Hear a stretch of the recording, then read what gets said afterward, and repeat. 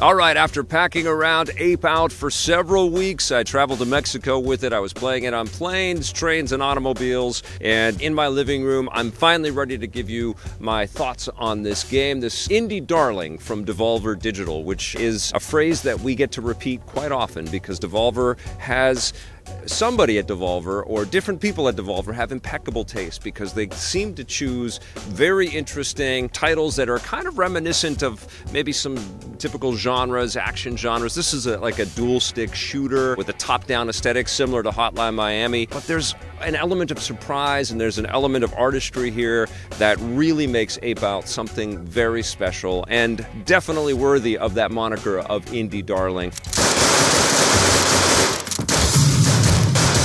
It's developed by just a few people, primarily by Gabe Cazillo, who we interviewed on EP when we saw him at PAX a couple of years ago.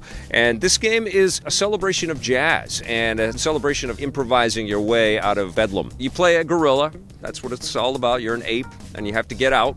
It's very clear in the title. And you are challenged with a bunch of heavily armed human beings and crazy obstacles that get in the way. And you start off in kind of like a science facility, and you're in a high-rise building for a little while. You're on ships. And the way that they set up this game is there are a series of jazz albums, and you're playing different tracks. So the levels are tracks in the music.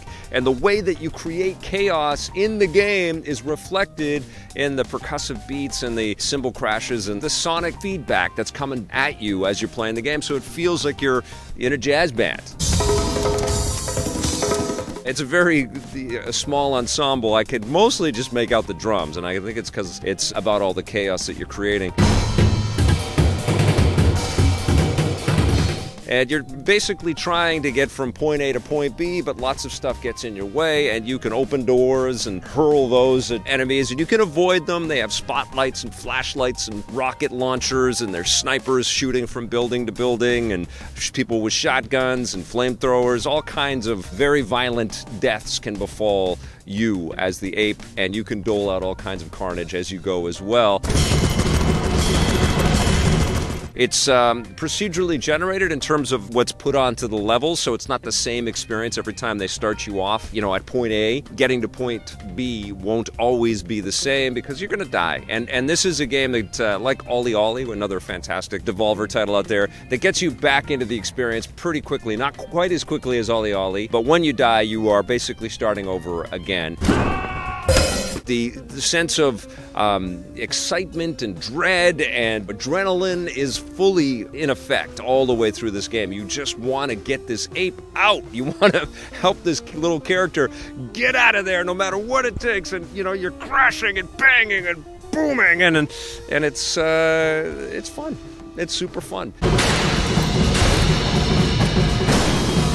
It's great with the headphones on and you're playing it on a portable screen, but there's something about playing it on a big screen, you know? Even though the visuals are very minimalist and very stripped down, it's basically like color blocks. And when you look at it, it's like, well, that's a game in 2019?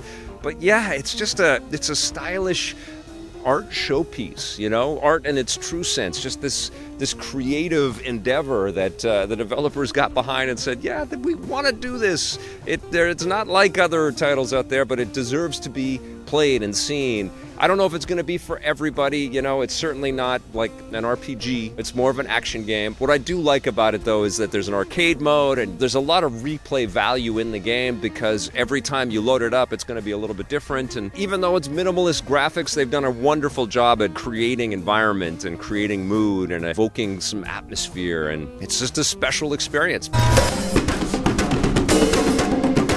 Devolver is something special, man. They are a true wonder of a publisher out there, and I really had a great time with Ape Out. I'm going to give it an 8.5 out of 10.